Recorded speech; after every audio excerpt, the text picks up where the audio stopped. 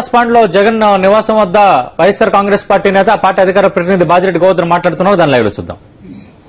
రామ్మోహన్ బాగా కొట్టి చిత్రహింసలు చేసి ఆయన ద్వారా బలవంతంగా ఈ ముగ్గురు పేర్లు చెప్పించి అంటే ఒక భయభ్రాంతులు సృష్టించి మా పార్టీ నాయకులు గాని మా కార్యకర్తలు గాని బజార్లో తిరిగేయకుండా నేను అనుకుంటా స్వయంగా ఈ రాష్ట్ర ముఖ్యమంత్రి దీన్ని హ్యాండిల్ చేస్తున్నారా అనే విధంగా ఉంది.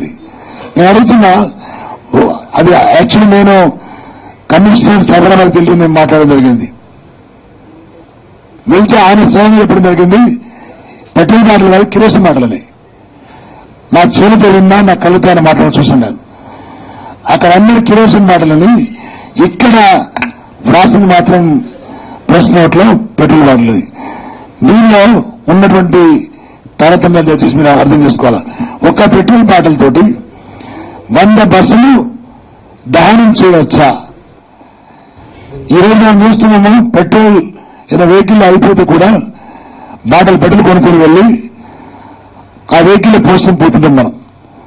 పట్టపగలు 2 వ్యక్తులు పల్సర్ మీద ఆ బాటిల్ తీసుకొని పోతుంటారు, కిరోసిన్ బాటిల్ తీసుకుపోతా ఉంటే దాన్ని పెట్రోల్ చిత్రీకరించి ఈ విధంగా వాళ్ళతోని లేనిపోయినన్ని అబద్దాలు రాయించుకొని విపరీతంగా కొట్టి ఈ చిత్రీకరణ చేస్తా ఉంటే కనీసం వీళ్ళు మానవతంగా అడుగుతున్నాం. మేము ఈ రాష్ట్ర పోలీసులు కిరణ్ కుమార్ రెడ్డికి తాబేదారులు అడుగుతున్నాను, వ్యక్తిత్వం లేని అడుగుతున్నాను. ఈ విధంగా కొట్టడం వల్ల ఈరోజు వాళ్ళ ముగ్గురిని కూడా రిమాండ్ చేయడం జరిగింది. విపరీతంగా దెబ్బలు వాళ్లకు చర్లపల్లి జైల్లో ఈరోజు పంపడం జరిగింది. తప్పకుండా మేము న్యాయస్థానాన్ని ఆశ్రయిస్తాం. వాళ్ళను ఆరోగ్యపరంగా హెల్త్ చెకప్ చేపిస్తాం. హ్యూమన్ రైట్స్ కమిషన్ కూడా ఫిర్యాదు చేస్తాం. అవసరమైతే మా నాయకులను చిత్రహింస పెట్టిన వాళ్ళను విడిచిపెట్టే ప్రసక్తి లేదు. ఇలా ఎంతమంది కార్యకర్తలు కొట్టినా, ఎవరిని అక్రమికలను బనాయించినా, ఎన్ని వేల మంది అరెస్ట్ చేసినా వైఎస్ఆర్ కాంగ్రెస్ పార్టీ వెనక్కి పోదని హెచ్చరిస్తూ ఇది ప్రారంభమే, అంతం కాదు. కాబట్టి ఇవన్నీ కూడా ఈరోజు నవీన్ గౌడ్ మా విద్యార్థి రాష్ట్ర నేత, ఆయన కూడా చిత్రీకరణ చేయడం జరిగింది. ఇప్పుడు ఈ ముగ్గురు ఎవరైతే ఉన్నారో వినయ్ కుమార్ రెడ్డి, ప్రతాప్ రెడ్డి, వినయ్ కుమార్ సేవాదళ అధ్యక్షుడు రాష్ట్రంలో, ప్రతాప్ రెడ్డి యువజన అధ్యక్షుడు, ఆడి విజయ్ కుమార్ సిటీ ప్రెసిడెంట్, వీళ్ళందరినీ కూడా కేసులో బుక్ చేసి రిమాండ్ చేస్తే వీళ్ళ ఆటలు సాగవు, కార్యకర్తలు భయప్రాంతులు అవుతారు, పార్టీ యాక్టివిటీ ఉండదు అనే ఒకటువంటి దురాశ ఒక కలిగినటువంటి పోలీసు వాళ్ళు కానీ రాజకీయ నాయకులు కానీ కాంగ్రెస్ పార్టీ వాళ్ళు. కాబట్టి ఇవన్నీ కూడా న్యాయబద్ధంగా చట్టబద్ధంగా ఎదుర్కొంటాం.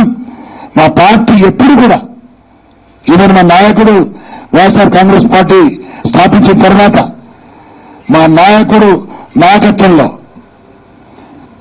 ఇప్పటి వరకు కూడా పార్టీ స్థాపించిన ఇప్పటి వరకు కూడా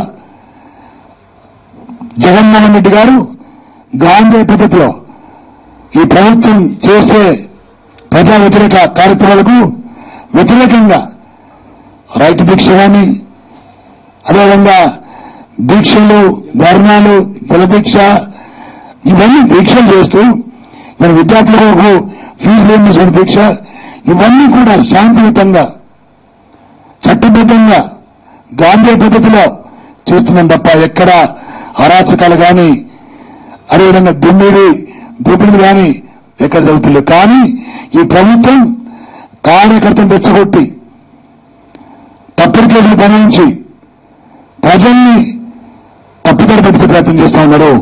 కాబట్టి రాష్ట్ర ప్రజలు దయచేసి పోలీసుల నుండి వీళ్ళు చేసే కార్యక్రమాలకు అప్రమత్తంగా ఉండాలని, పోలీసుల యొక్క మాటలు నమ్మడానికి వీల్లేదని, ఇదంతా ప్రభుత్వం ద్వారా చేస్తున్న కుట్రని, ఈ కుట్రను త్వరగా మా పార్టీ భగ్నం చేస్తుందని ఎవరైతే అధికారులు పాల్పడ్డారో ఖబర్దార్ చెప్తున్నాం. మేము అధికారులు జాగ్రత్త, మీరు ఎవరికో గులాం గారు, మీరు న్యాయంగా, న్యాయసమ్మతంగా, ధర్మంగా వెళ్తే తప్ప మర్యాద కాదని మరోసారి తెలియజేస్తూ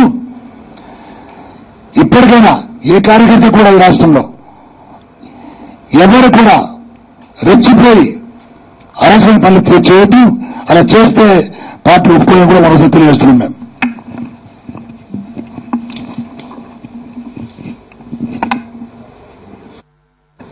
ఎల్లాల రామ్మోహన్ మార్నింగ్ ఇంటి నుంచి లాక్కొచ్చిన వాళ్ళు పొద్దున ఇంటి నుంచి లాక్కొచ్చి మధ్యలో అరెస్ట్ చేసామని చెప్తారు.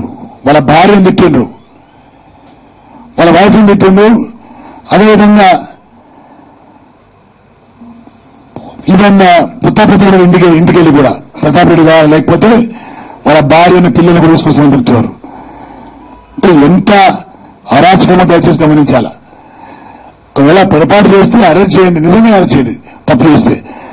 కానీ మానసిక క్షోభ గురి విధంగా ఒత్తిడి చేయడం వల్ల మనిషి తప్పుదారి పడ్డ ప్రయత్నం చేస్తాడు. అలాంటి పని చేయకండి. పోలీస్ డిపార్ట్మెంట్ ఉన్నది. ఎవరైనా తప్పుదారి పడితే సక్రమం చేయడం కానీ మంచి వ్యక్తుల్ని ఇబ్బంది పెట్టి పక్కదారి పెట్టే విధంగా చేయొద్దని మేము డిమాండ్ చేస్తున్నాం.